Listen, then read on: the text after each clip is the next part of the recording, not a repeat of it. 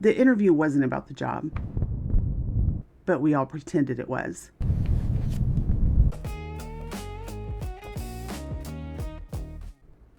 There's a moment in certain corporate interviews when you realize the role itself is mostly symbolic.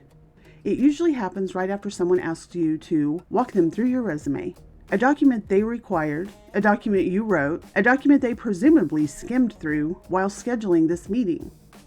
But now it must be narrated out loud, in real time, just in case it contains unauthorized honesty. Honestly, the last place what I mean is I really value environments where honest feedback is encouraged and where I can contribute constructively. So you begin because professionalism. You explain what you've done, what you built, what you broke, and what you fixed. You keep your tone steady because experience has taught you that confidence is acceptable, but clarity can feel like ambition.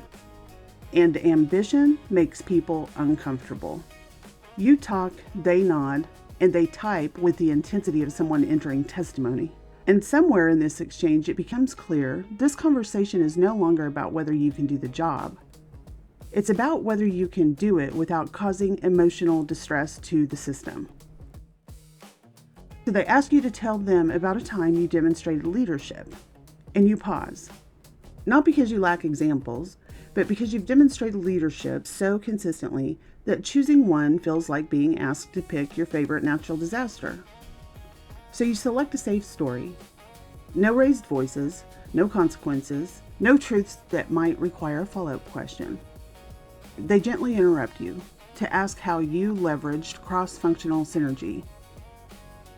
That's a fun one, isn't it? So at this point in the interview, I usually like to ask some fun little silly questions. So you take a real situation, people, pressure, deadlines, accountability, and you convert it into something that sounds like a PowerPoint presentation titled Operation Excellence, a Journey, Phase 3. Hopefully her natural charm carried us through.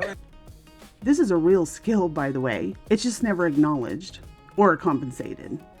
Then comes the question about being comfortable with change. This is always asked earnestly, and usually of someone who has survived reorganizations, system migrations, leadership pivots, digital transformations, and at least one executive who replaced raises with inspirational posters.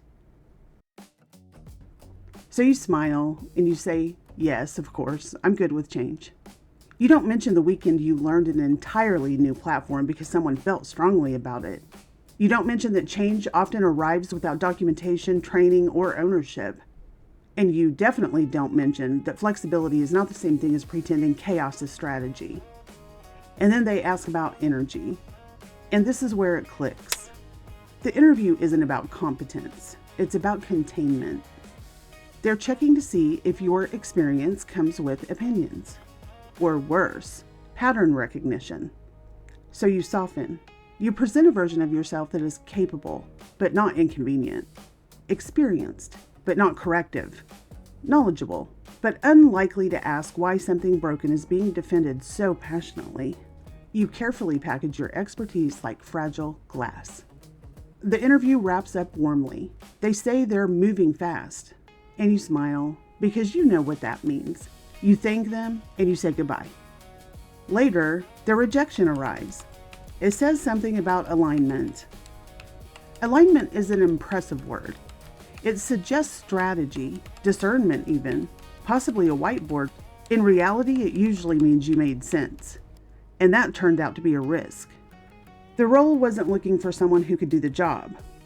It was looking for someone who would do it without noticing the cracks, naming the cracks, or wondering why everyone is standing on them. So you move on, not angrily, not dramatically.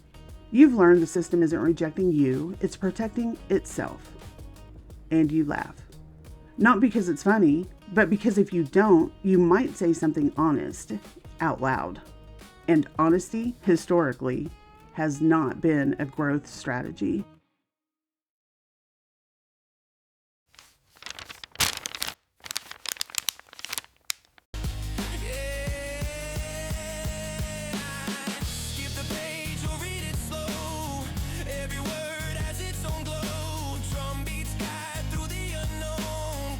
Pulse and call it home. chapter's got a sound, twisted tales that go around.